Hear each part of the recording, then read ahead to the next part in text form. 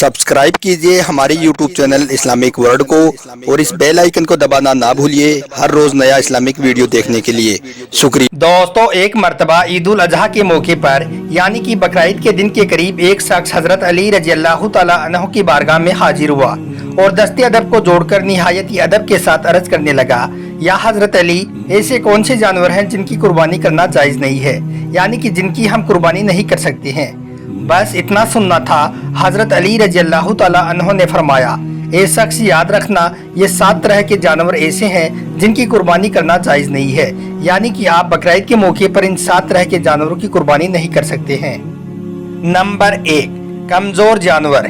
दोस्तों, हजरत अली रजी अल्लाह तआला अन्हु ने फरमाया, ए शख्स, याद रखना, पहला जानवर वो पागल जानवर है जो चरता ना हो, जिसकी वजह से वो इतना ज़्यादा कमज़ोर हो चुका हो कि उसकी हड्डियों में मगज यानी कि गोश्त ही ना बचा हो, वो अपनी इस कमज़ोरी की वजह से खड़ा भी ना रह पाता हो। तो याद रखना, ऐसे जानवर की कुर्बानी करना जायज़ नहीं है। इसलिए आप भी इस बात का ज़रूर ध्यान रखें कि अगर आपके पास भी इतना कमज़ोर जानवर हो तो आप भी ऐसे जानवर की कुर्बानी बकरीद के मौके पर ना करें। नंबर 2, अंधा जानवर। दोस्तों, हजरत अली रजी अल्लाह तआला अन्हु ने फरमाया, ए शख्स, याद रखना, दूसरा जानवर ऐसा अंधा जानवर है जिसको दिखाई ना देता हो या फिर जिस जानवर का काना पंचाहिर होता हो, तो ऐसे जानवर की कुर्बानी करना भी जायज़ नहीं है।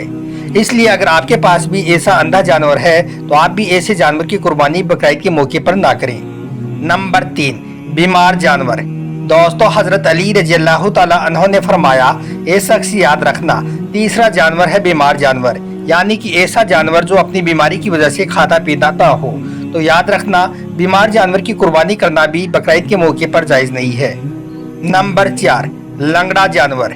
दोस्तों, हजरत अली रजी अल्लाह तआला अन्हु ने फरमाया, ए शख्स, याद रखना, चौथा जानवर है लंगड़ा जानवर, यानी कि ऐसा लंगड़ा जानवर जो अपने खुद के पैरों पर खड़ा होकर कुर्बान गाह तक यानी कि कुर्बानी की जगह तक ना पहुंच सकता हो, तो ऐसे जानवर की कुर्बानी करना भी जायज़ नहीं है।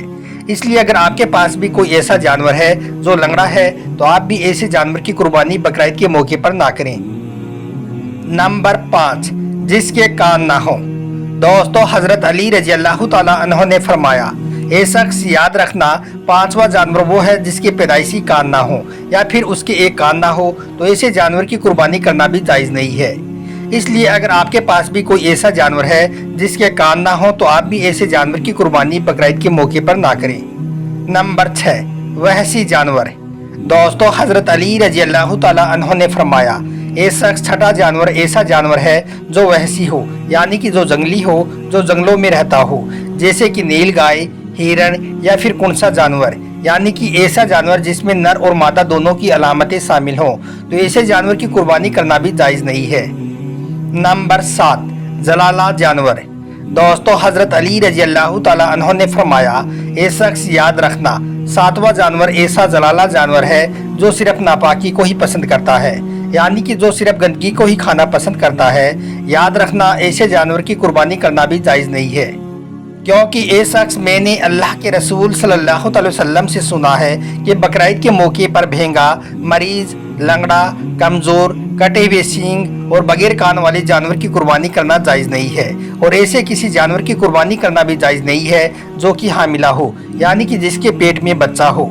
इसके अलावा अगर किसी बकरी का एक थन सूख गया हो या फिर गाय और भैंस के 2 थन सूख गए हों, तो ऐसे जानवर की कुर्बानी करना भी जायज़ नहीं है।